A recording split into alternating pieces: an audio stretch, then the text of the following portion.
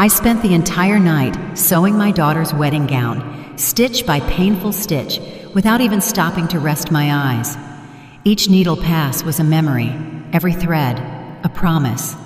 The clock's steady tick-tock accompanied me until dawn, marking the hours like the echo of my own life, which felt like it was unraveling slowly. When I finished, the first ray of sun peeked through the window and settled on the white fabric. It was beautiful. It didn't have the sparkle of Fifth Avenue boutiques or the price tag of a high-fashion designer, but it was made with the love of a mother who, even after a lifetime of sacrifice, still believed that genuine care could heal anything. I carried the gown with trembling hands, wrapped in an old sheet to protect it. When I arrived at the home of my daughter, Zuri, she was surrounded by girlfriends, laughing and sipping coffee from delicate cups. She looked like one of those perfect, distant Hollywood socialites. For a moment, I felt a deep surge of pride, and then it happened. Zuri looked up, scanned me from head to toe, and asked, "Is that the dress?" I nodded, smiling. I unwrapped the fabric carefully, as if revealing a treasure. She looked at it for only a few seconds, and then, with a sneer of contempt, she let it fly. "This looks like something a poor person would wear." Her friends giggled softly. Before I could react, she snatched the gown and tossed it into the trash can. "I'm not getting married dressed like a seamstress, Mom." I felt the air abandon my lungs. I didn't say anything, not a single word. I just gathered my broken pride from the floor and walked out slowly before they could notice I was crying. I walked back home, my vision clouded. The sun was beating down hard, but I only felt cold. The gown was still in my mind, every stitch burning like an open wound. I thought of the sleepless nights, the years working at the old machine my mother left me, the calluses on my hands, everything I had given up so Zuri could reach where she was. And I wondered when love became a source of shame. When I arrived, I sat in front of my sewing machine. I stared at it for a long time. Its whirring sound, once so familiar, now seemed like a lament. I touched the pedal, seeking comfort in its vibration, and felt a strange impulse. It wasn't sadness, it was something new, a cold, dangerous calm, the kind of calm that only arrives when a heart breaks and instead of collapsing, begins to plot. Days passed, and my daughter never called, not even to apologize. I heard through others that her designer gown was ready, imported from Paris. Perfect, as she put it. But perfection has no soul, and that dress, no matter how beautiful, could never tell her story. Then one afternoon, I went to her house. I waited for her to leave and slipped inside without making a sound. The scent of expensive perfume and fresh flowers filled the air, but in one corner of the room, the trash can still sat there. And inside, among crumpled papers and scraps of fabric, I found my dress, wrinkled, stained, humiliated, but whole, just like me. I pulled it out gently, hugged it to my chest, and took it home. I spread it out on my work table and observed it under the sunset light. It was beautiful, even in its misery, like a mother who continues to love even after being wounded. I ran my hand over the seams and felt my love still living there, within every thread. And then I knew it. That dress was not going to end up in the garbage. For the following nights, I locked myself in my studio. I didn't sleep, I barely ate, I just sewed. I embroidered crystal flowers onto the hem. I added vintage lace. And within every layer of fabric, I hid more than just embellishments. I hid my history. I placed one stitch for every tear, one thread for every sacrifice, one flower for every day I spent feeling invisible. As the dress transformed, so did I. I was no longer the submissive mother who bowed her head to her daughter's contempt. I was a woman who understood that love doesn't mean enduring everything, but choosing what is worth keeping. When I finished, the mirror reflected a different image. My eyes no longer held sadness, but determination. The gown sparkled beneath the studio lamp, and its brilliance held something more than beauty. It held justice. The wedding day arrived. I hadn't planned to go, but destiny, or perhaps self-respect, compelled me. I put on my simple cream dress, pinned up my hair, and walked out with a firm stride. Each step was a new heartbeat, every breath a silent declaration. I am not the same woman. When I arrived at the Grand Magnolia Ballroom in Charlotte, the air was filled with music and laughter, lights, flowers, and clinking champagne glasses.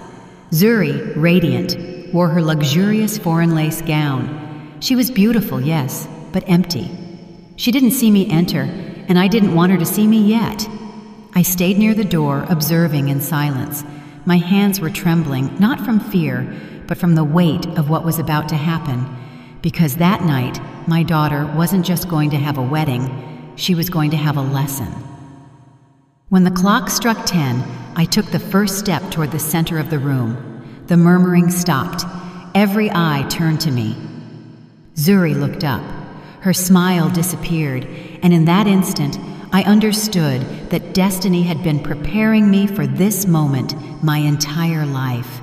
Because sometimes a mother's love is demonstrated not through tears, but through a gown that shines brighter than shame. Needles have always been my best friends. Since I was 12, when my mother first taught me to sew a button, I knew that this would be my way of speaking to the world. I was never a woman of easy words, but my hands could say things my voice could not. And for decades, amidst threads, fabric, and silence, I learned that every seam could hold a story, even a life. When I became a widow, Zuri was only 6 years old. My husband, Kofi, died in a construction accident, and from one day to the next, I was left alone with a little girl and a sewing machine. I remember crying that night by the window, but the next morning, I turned on the machine, wiped away my tears, and started to sew. From that moment on, every garment that left my hands carried a promise. I would never let my daughter go hungry. We lived in a tiny apartment behind the small neighborhood tailor shop where I worked. Zuri slept on a little cot surrounded by fabric scraps that she sometimes used to make improvised dolls. I watched her play and thought that one day all this sacrifice would make sense, that one day she would understand that love can also be embroidered. For years, my fingers bled over other people's wedding fabrics, silk gowns, imported lace, the dreams of women who could afford what I never would. Sometimes, while sewing the veils of strangers, I imagined what it would be like when my own daughter got married. I dreamt of sewing her the most beautiful gown in the world, not because it was perfect, but because it would be made with the only thing I was never short on: love. When Zuri turned 15, I was able to buy her first brand new dress, not secondhand, not patched, but new. It was sky blue with a white ribbon I embroidered on the chest. That night, watching her dance, I felt that everything had been worth it. She hugged me tight and whispered in my ear, "You are the best mom in the world." That phrase stuck with me. I didn't know that years later those same words would sound like a sad echo, like a broken promise. Zuri grew up, and over the years she began to drift away from the world that had shaped us. She went to college in the city thanks to a small business loan I secured by selling my old car. She worked hard, moved up, and met different people. When she returned, she was a stranger. Her voice had changed, and her look had too. She no longer called me Mama, but Mother. And every time I spoke, I noticed a mix of annoyance and shame on her face. At first, I thought it was my imagination, but the signs were there. The calls she didn't return, the increasingly brief visits, and that comment she made one day without looking me in the eye. "I wish you had been able to get an education." That phrase pierced my heart like a needle, because without knowing it, she was telling me that the love I gave wasn't enough, that my hands, the very hands that sewed her childhood, no longer held value in her world. Even so, when she told me she was getting married, I felt a pure, innocent joy. I thought I could finally give her the gift I had dreamt of for so many years, her wedding gown. I offered to make it myself, and although she hesitated, she finally accepted. I took it as a sign of reconciliation, an opportunity to mend what distance had broken. That night, I sat in front of the machine and prayed before starting. "Lord, guide my hands. Let every stitch be a blessing." I spent whole days choosing fabrics I could afford: ivory lace, soft tulle, and small pearls a client had left me as payment.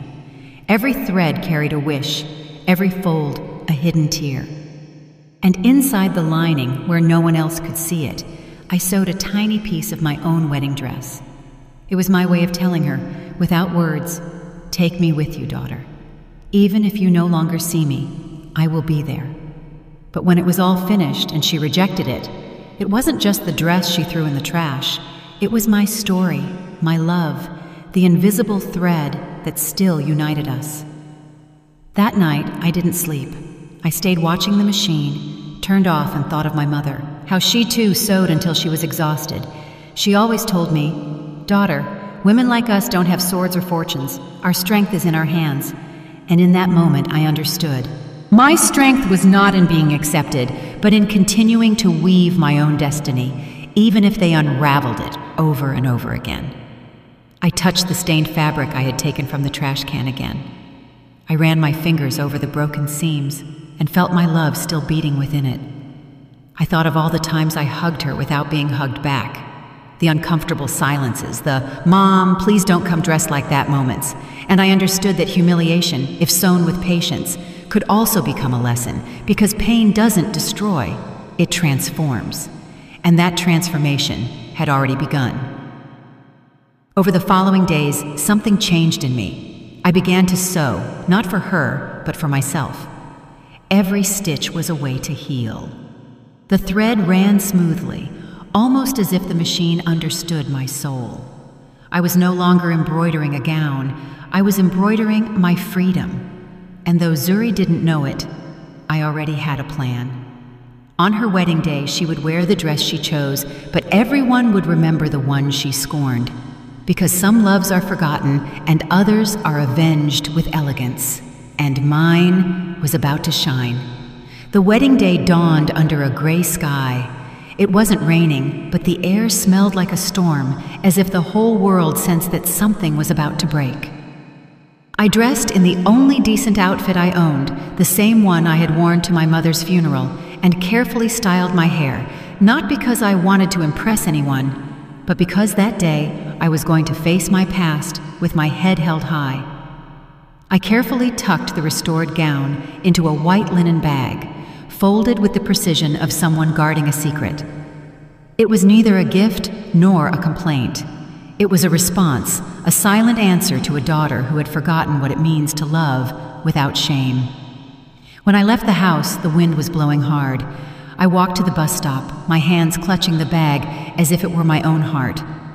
The ride to the event center was long, and at every turn of the road, I remembered the moments when my daughter and I were one soul, when we laughed for no reason, when she hugged me without fear of being seen. But those memories now hurt more than the needles. The wedding ballroom was massive, with gilded columns and a ceiling so high it seemed to touch the sky. White lights, exotic flowers, glasses sparkling on the tables. Everything was perfect, perfect and empty. I paused at the door for a few seconds, watching people laugh, toast, and take photos. Zuri was in the center, gleaming in her new dress, a gown that, despite its price, failed to conceal the coldness in her eyes. When she saw me, her smile froze. I walked toward her, but before I could reach her, a woman, the groom's mother, I presumed, approached and blocked my way with a strained smile. "You must be Zuri's mother, right?" I nodded. "Ah, lovely to meet you," she said, though she clearly didn't mean it. "Could you wait for a moment way back there? We're about to start the family photos." She looked me up and down with that judging gaze that weighs more than words, the same judgment I had endured in silence so many times, and I obeyed. I stayed at the back, near the curtains, like a ghost at my own blood celebration. During the ceremony, no one spoke to me. Some offered polite greetings. Others simply ignored me. Zuri didn't even introduce me. I was not her mother that day. I was just an inconvenient memory she preferred to hide. The music began, the couple danced, and the room erupted in applause. I applauded too, but my hands were trembling, not from emotion, but from contained rage. I watched my daughter embrace her new husband, so confident, so haughty, as if life finally belonged to her. And for a moment, I wondered if she had forgotten who held her up when life tried to break her, who taught her to rise, who sewed her first dress, who exchanged tears for hope. And then I knew it. She hadn't forgotten. She had only denied it. Because sometimes love hurts so much that you prefer to bury it rather than accept it. I decided to stay a little longer, not to watch her, but to observe. I wanted to understand at what moment my daughter ceased to be my daughter. One of the bridesmaids approached me with an awkward smile. "Can I get you anything, ma'am?" "Just observing," I replied. "Observing what? How a mother is forgotten?" The young woman lowered her gaze, not knowing what to say. I smiled calmly. There was no anger in my voice, just an old, deep sadness that was no longer looking for blame. At midnight, when the guests were dancing and the music covered all conversations, I rose from my seat and walked toward the center of the ballroom. The gown was in my hands, eyes turned toward me one by one until the murmuring ceased. Zuri turned, confused. Color drained from her face. "What are you doing, Mom?" she whispered nervously. "Please, sit down." "I only came to give you back something that belongs to me," I said, showing the white bag. The murmuring returned, louder this time. Some laughed, others stood frozen. I opened the bag delicately and took out the dress. The same one she had called a poor person's dress. But it was no longer the same. It shone. The ballroom lights reflected off the tiny stones I had embroidered one by one, and the restored lace looked as if it were woven by angels. It was a gown worthy of any queen. The silence was absolute. Zuri took a step back, her eyes filled with tears, and for the first time in a long time, it wasn't my fault. "What is this?" she whispered, trembling. "Your dress, daughter, the one you rejected. But it's beautiful." "Yes," I said calmly. "I transformed it, just as I transformed myself. You threw it in the trash, but I didn't. Because there are some things a mother doesn't abandon, even if they are despised." The crowd held its breath. I held the dress high, extending it in front of everyone. "This dress was not sewn with money," I said, "but with sacrifice, with the nights I didn't sleep, with the years I refused to give up. Every thread carries my story, every stitch my name." Zuri covered her face with her hands. "Mom, please stop." "No, daughter," I replied. "Stop is what I told myself when I saw you feel ashamed of me. Today, I didn't come to complain. I came to remind you of where you come from." Suddenly, the applause started. Tentative at first, then stronger. The bridesmaids, the guests, even the groom's mother, everyone was applauding. Zuri fell to her knees, crying. I looked at her without pride, without resentment, only with a serenity I hadn't known. I approached, took her face between my hands, and whispered, "There is no shame in being humble. The shame is in forgetting who taught you how to fly." She nodded through her tears. She tried to hug me, but I stepped back. "Not yet," I told her. "Not until you learn what it truly means to love." I turned around, holding the gown, and walked toward the door through the applause. Each step was a farewell, every look a scar closing. And when I crossed the threshold, I knew that something had ended forever. I was no longer the ashamed mother who sewed in silence. I was a woman who had learned that dignity, too, is sewn stitch by stitch. That night, when I left the ballroom with the gown in my hands, I felt the air was mine again.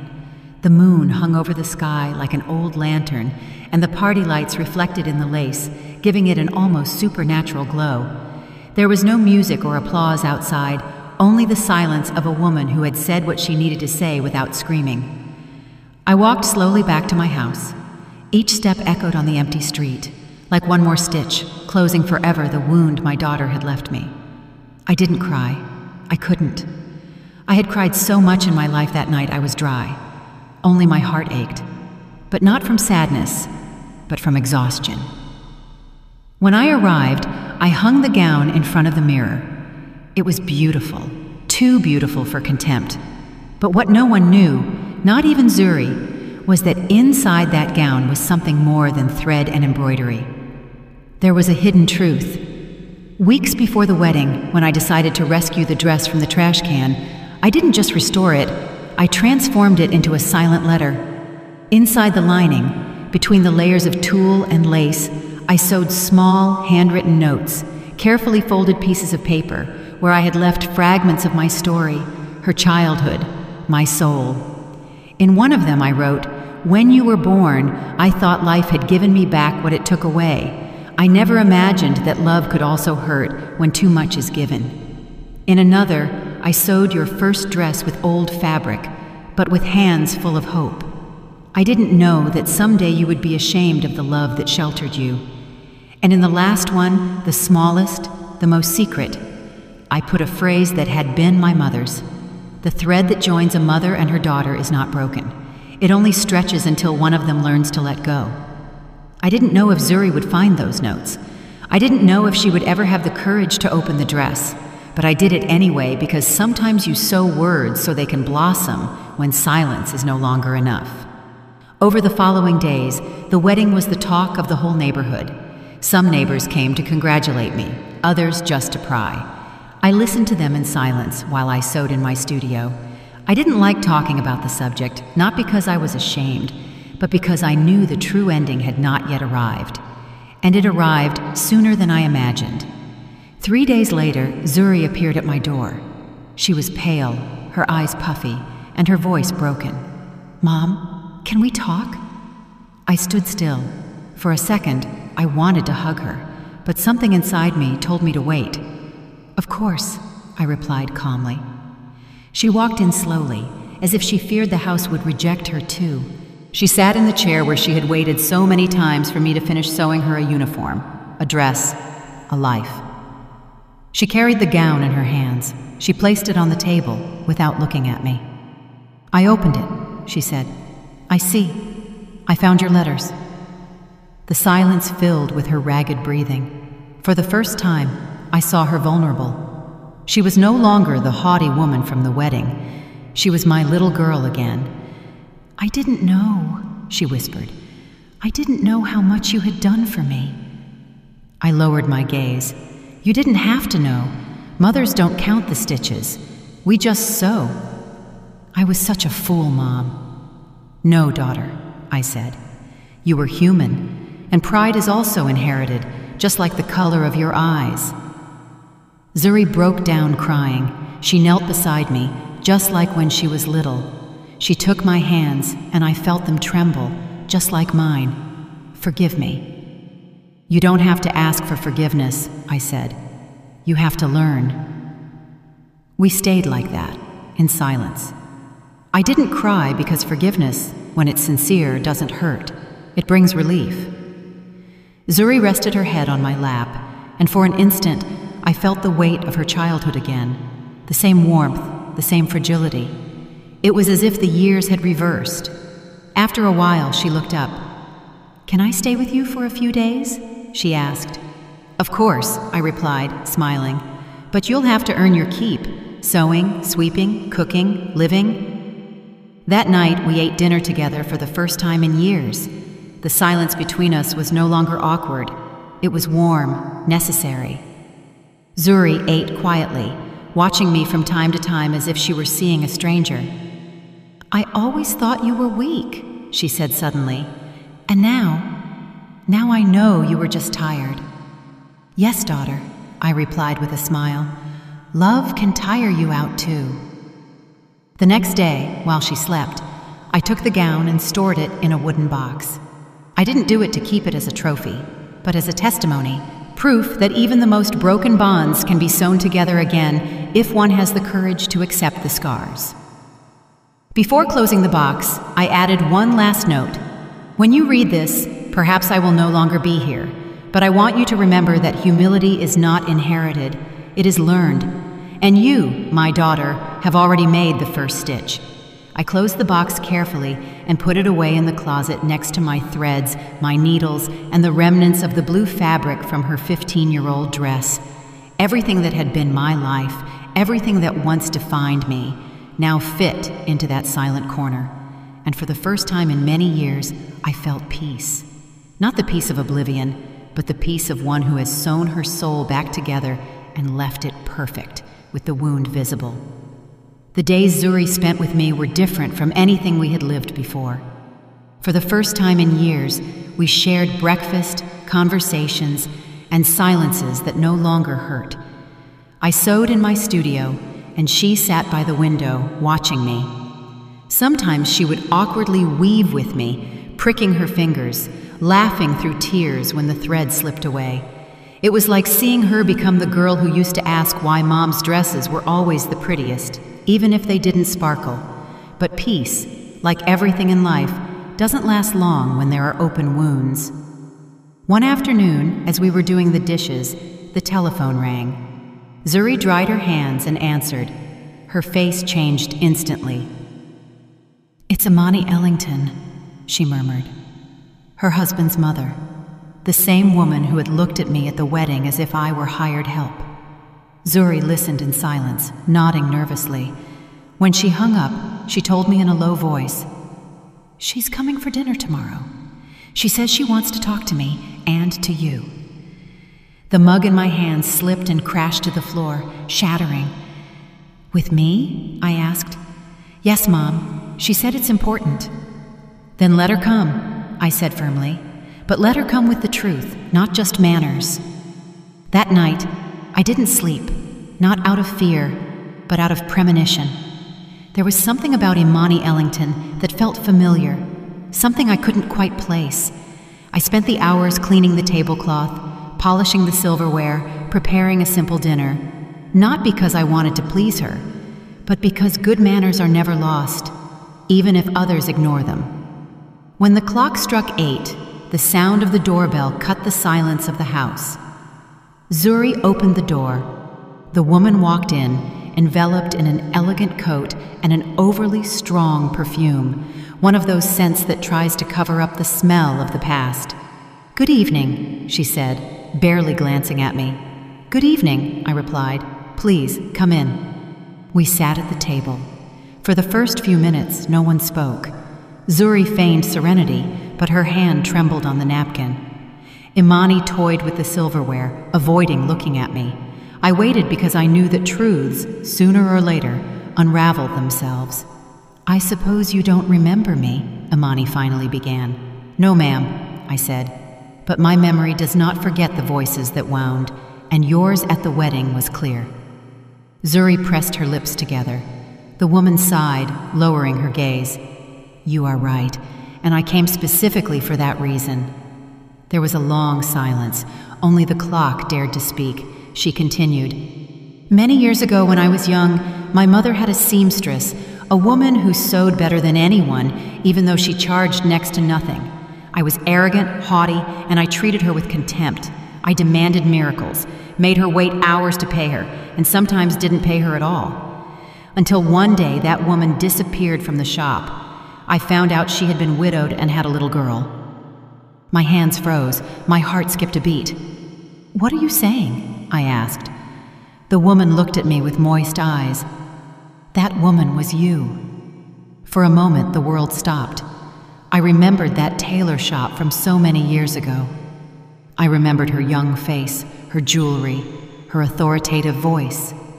Yes, it was her, Mrs. Ellington, the same woman who humiliated me for a single missed stitch and fired me without pay. "I didn't know," I whispered, more to myself than to her. "I did know," Imani replied, "the day of our children's wedding. When I saw you in the ballroom, I knew who you were, but I didn't have the courage to approach you, because shame weighs more than gold." Zuri looked at me, horrified. "You worked for her, Mom?" I nodded. "Yes, daughter, and it was from her words that I learned never to let myself be humiliated again." Imani bowed her head. "I came to ask for your forgiveness, Afia. You can't imagine how much I have carried that guilt. I thought money made me better, but when I saw you that night in the ballroom with that dress in your hands, I understood that I had spent my entire life silently admiring what I never had. Dignity." Zuri cried silently. I took a deep breath, looking at this woman who had hurt me so much, and for the first time, I didn't see an enemy. I saw someone who, like my daughter, had lived deceived by her own pride. "Forgiveness is not asked for with words, Mrs. Ellington," I said calmly. "It is shown with actions."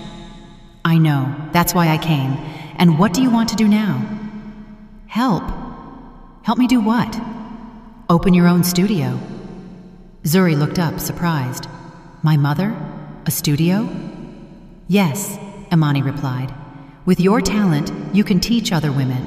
I can provide the capital, not to clear my conscience, but to do something good with what I once used to humiliate." I looked at her in silence.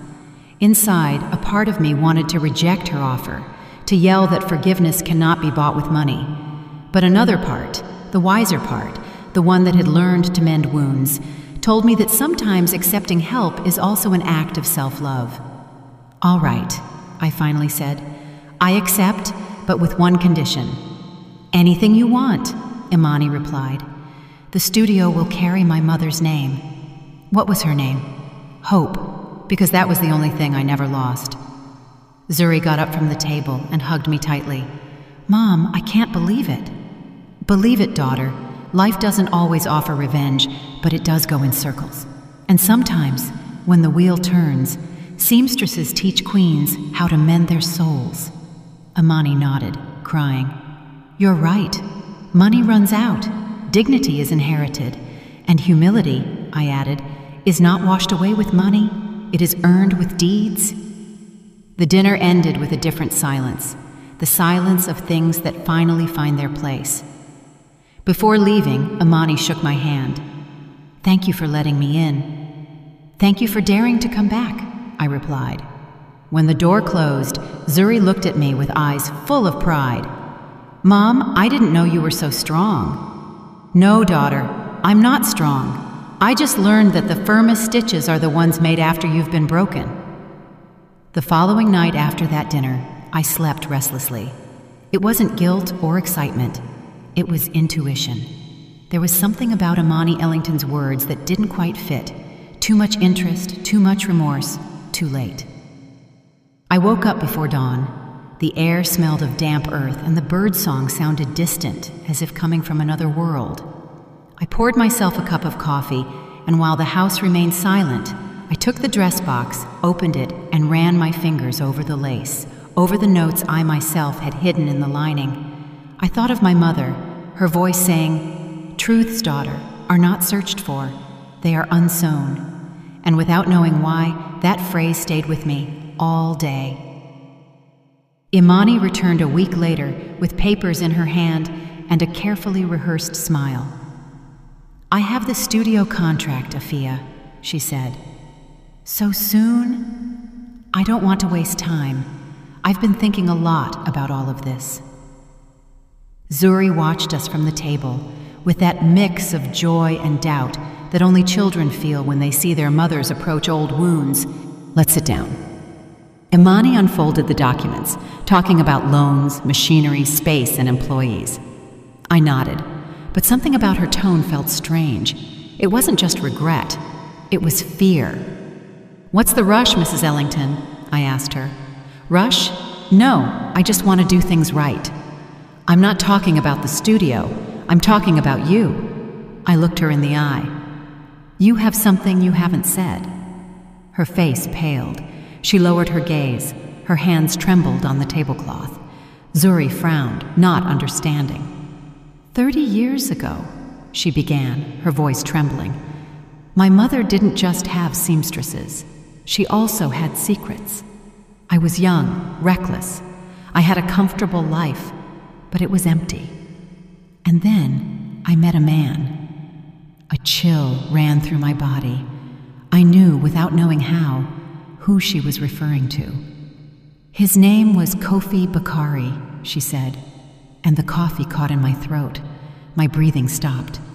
That was the name of my late husband, Zuri's father. "What are you saying?" I asked, barely audible.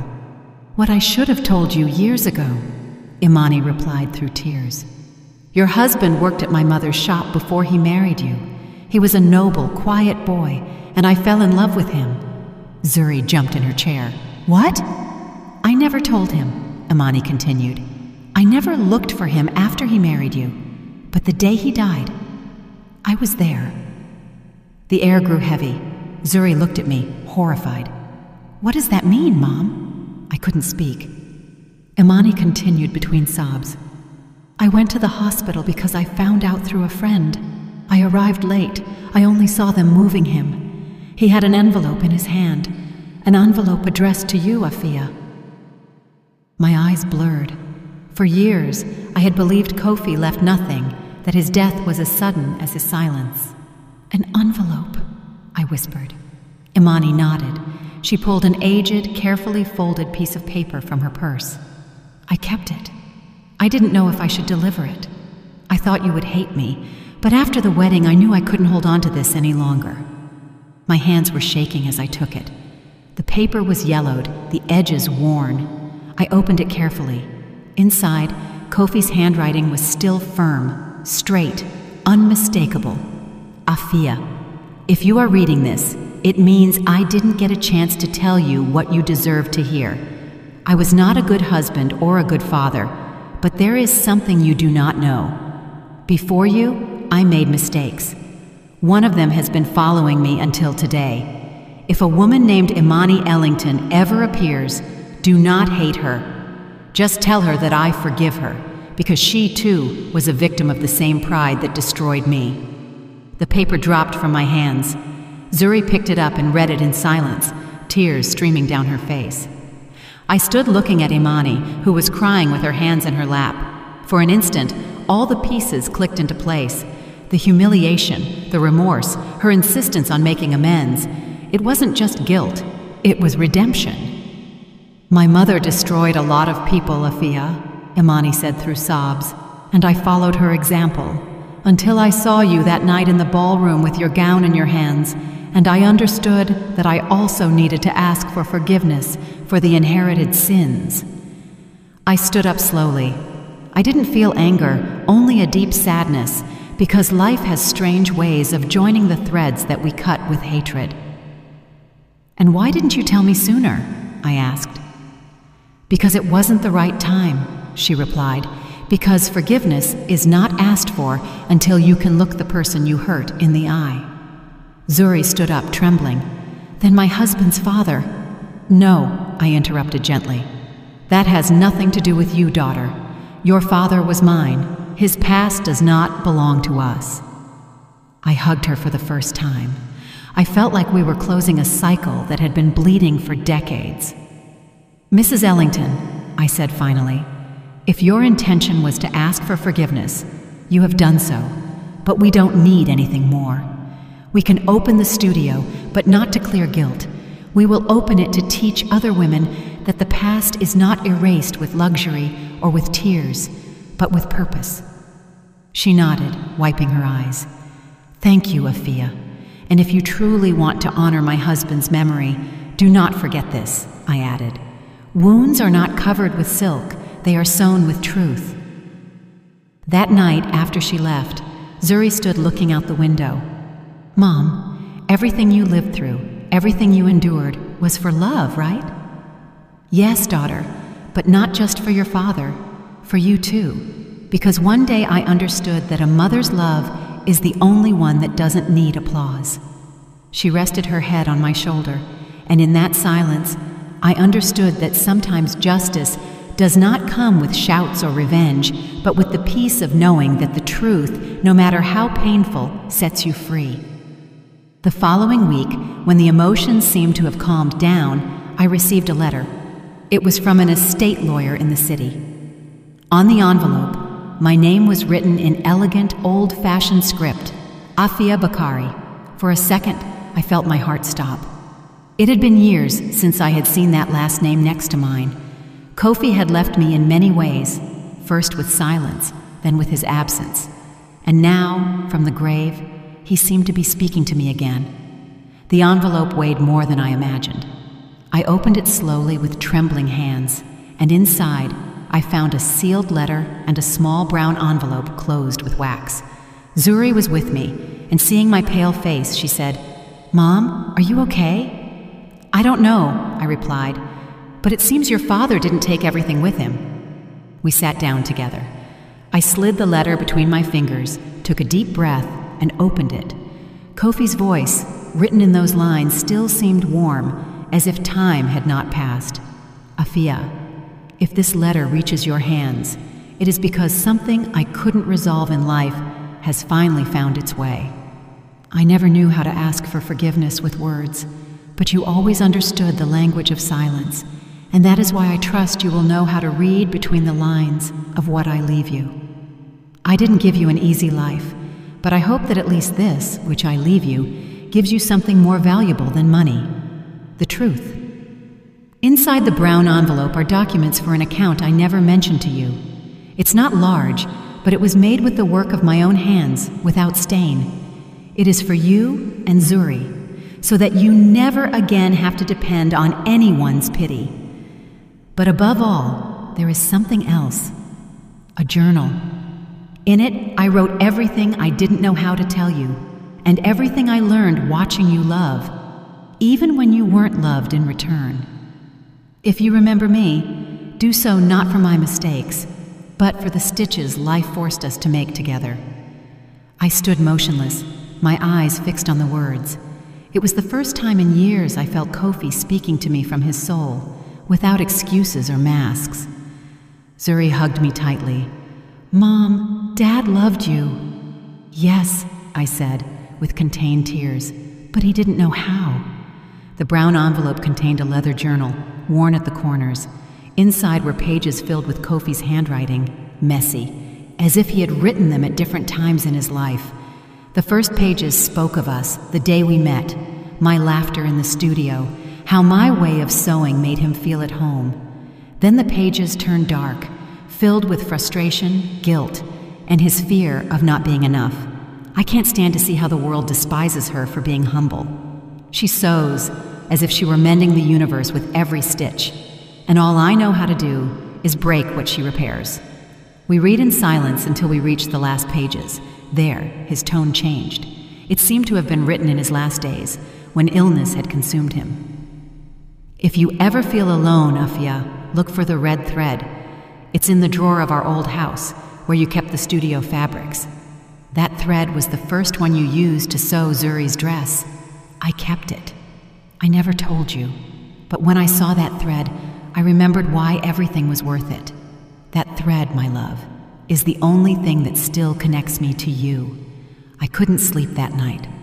I turned on the lamp and took out the old box where I kept the remnants of antique fabrics. And there was the red thread, the same one I had used to mend Zuri's christening gown, the same one I sewed my own wedding veil with. I held it between my fingers, unable to hold back the tears. It was like holding the pulse of the past, as if my whole life were braided into that thread. Zuri woke up when she heard me crying. She found me on the floor with the box open. "What is it, Mom?" I showed her the thread, and her face softened. "Dad." "Yes," I whispered. "He kept it all this time." Zuri hugged me, and for the first time I understood that love, even if imperfect, leaves clues like breadcrumbs in a dark forest. Sometimes you just have to have the courage to follow them. Days later, Imani came to the studio. I hadn't seen her since the revelation about Kofi. She carried flowers and a tired look. "I came to help you with the contract," she said. "It's not necessary. The studio will open anyway, but on different terms." "Different?" "Yes," I replied. "I won't do it out of charity or guilt. I will do it out of dignity." I told her about the letter, the red thread, about Kofi. She cried. "He wrote me a letter too," she confessed, "but I never had the courage to read it." "Then read it," I told her, "because the dead do not rest until their truths are heard." The day we opened the studio was bright. The neighbors, humble women from the West End, came out of curiosity, some with fabric scraps, others just wanting to learn. I hung a sign above the door, "Hope Studio. Every stitch has a story." As I taught the young women to sew, I remembered my mother. I remembered my years of hunger and silence. And amidst that gentle bustle of machines, scissors, and laughter, I felt something I hadn't felt in decades: genuine pride. Zuri, with her apron on, moved among the students, helping them thread needles. She looked at me and smiled. "See, Mom? It all started with a dress thrown in the trash." "No, daughter," I replied. "It started much earlier, with a mother who never stopped sewing, even when life tore the thread from her hands."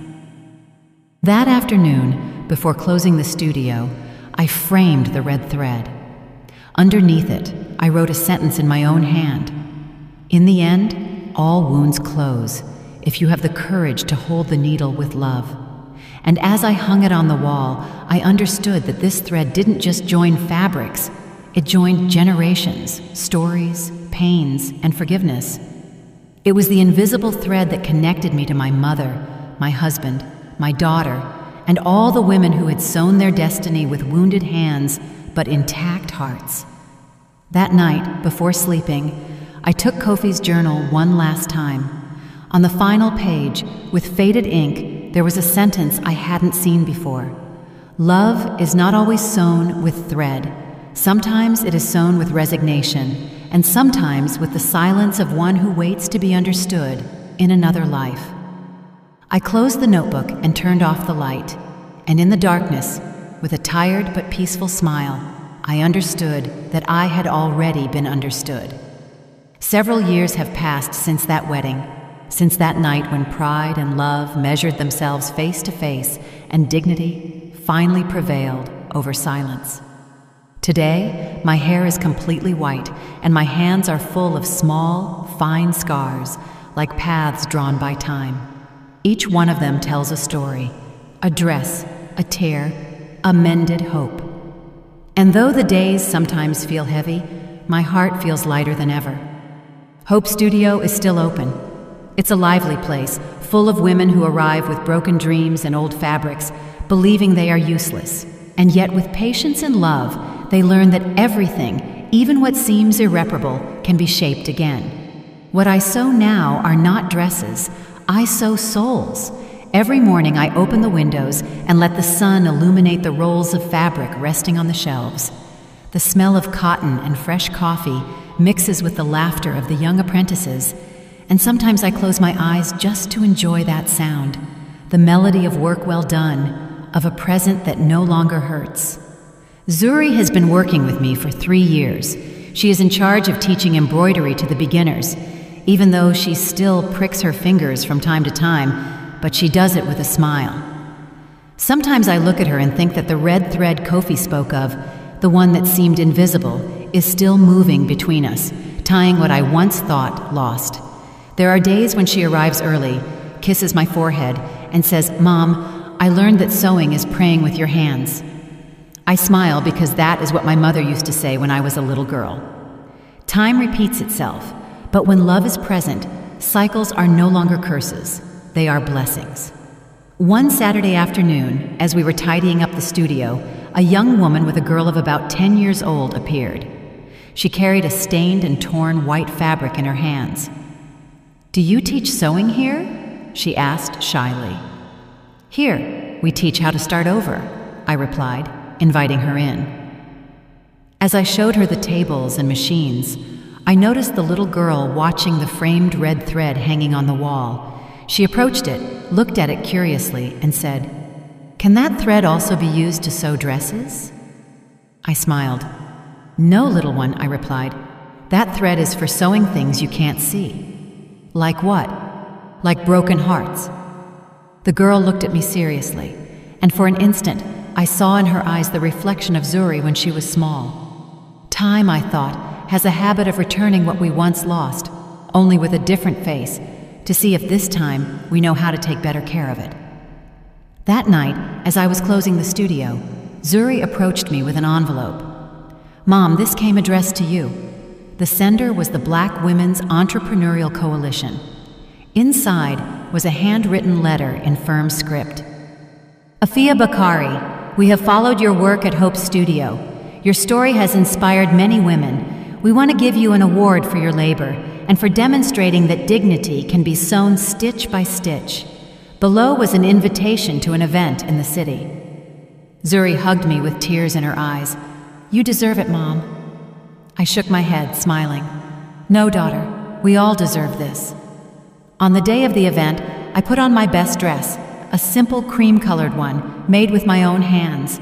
Zuri insisted on accompanying me, and when I stepped onto the stage, I felt the years of pain unravel like knots.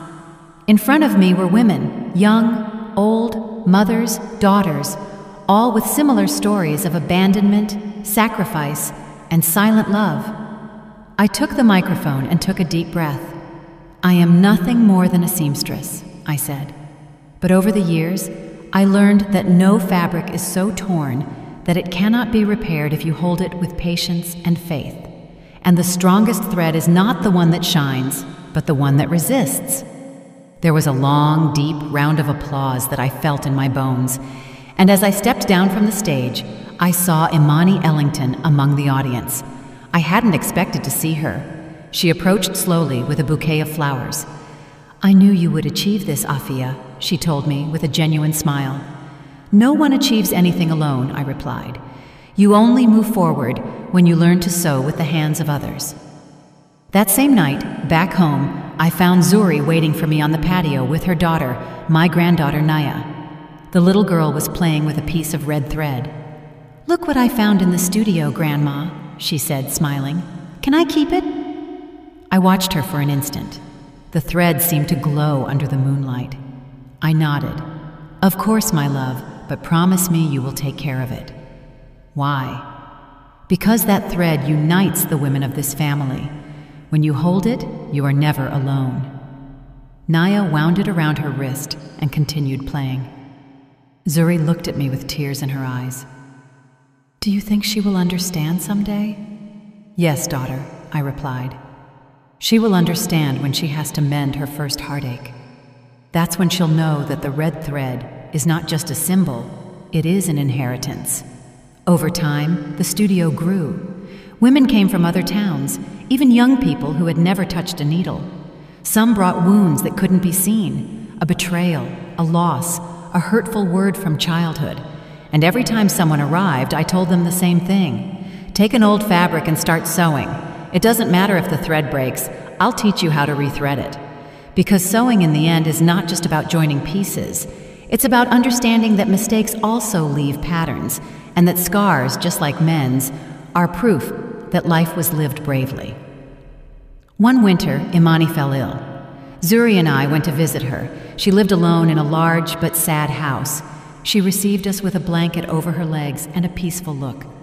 "I knew you would come," she said. "I wanted to say goodbye."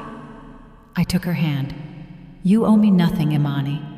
"No, Afia, you saved me from myself. Never forget that." And to Zuri, she said, "Your mother is one of those women born once every century. Don't judge her for her toughness. It's her way of not breaking." She died a few weeks later. In her will, she left a donation to Hope Studio. Nothing extravagant, but enough to ensure it would continue running for many more years. And in a small note, written in weak handwriting, she said, "Thank you for sewing with the thread of forgiveness what I had ripped with pride." I cried when I read it, not from sadness, but from relief, because I understood that in the end, each of us had done our part. She by asking for forgiveness, and I by learning not to hold a grudge. Today, as I write these lines, I hear Nia laughing on the patio. She is learning to sew with Zuri, using the red thread she found that night. Her clumsy little hands move the needle carefully, and even though she pricks herself from time to time, she keeps smiling. That smile is the purest legacy I can leave her. I watch her from my rocking chair and think that life, in the end, is a lot like a piece of fabric. Sometimes it gets stained, it tears, it stretches too much, but always, always, there is a thread ready to join everything back together. I was a seamstress, a wife, a mother, and now I am a teacher. I sewed dresses, tears, and destinies. And if I learned anything, it is that love is not always expressed in hugs or words. Sometimes It is expressed in the silence of one who, despite everything, keeps sewing. I close my eyes and remember the first night, the one when my daughter called me poor and threw my dress in the trash. If someone had told me then that it would be the beginning of our salvation, I wouldn't have believed it. But now I know that the deepest wounds are not open to destroy us, but so that the light can enter through them. This will be my last story, the last stitch I make with these hands that are now trembling. But I am not afraid, because I know that when I am gone, Zuri and Nia will continue sewing with the same thread, uniting the remnants of a legacy made of love, dignity, and hope. And when the world judges them for being too simple or for giving too much without expecting anything in return, they will remember my words. There is no firmer stitch than that of a woman who has cried, because one who has cried knows how to hold the needle with love. I smile, close my eyes, and let the silence envelop me. The red thread rests on my lap, warm, vibrant, as if it still had a life of its own. And just before I drift off, I think I hear my mother's voice, soft, distant, saying, "You can rest now, daughter. The last stitch has been made." Sometimes people ask me if I would live through everything I went through again, if I would endure the humiliations, the tears, the silence once more. And I always answer the same, yes, because every wound taught me to sew with greater strength, every scorn taught me not to beg for love, and every sleepless night reminded me that dignity is the only garment that must never be lost. Today, I look at my hands and see in them the story of all the women who, like me, learned to sew not out of pleasure, but out of necessity. Women who mended shirts, hearts, and families. Women who did not wait for applause, only respect, and who understood that you do not need money to have value. My studio remains open, and every time I hear the sound of a needle piercing the fabric, I feel life whispering to me that nothing was in vain. Because even though the years pass, the red thread is still there, uniting generations, uniting loves, uniting stories. Did you like the story? And which city are you listening from? Let's meet in the comments. If you liked the story, you can support me by sending a super thanks so I can keep bringing more stories like this. Thank you so much for your sweet support. I'm looking forward to your comments on the story. On the screen, you can see 2 new life stories that I highly recommend. There's so much more on my channel. Don't forget to subscribe. See you in the next life story with love and respect.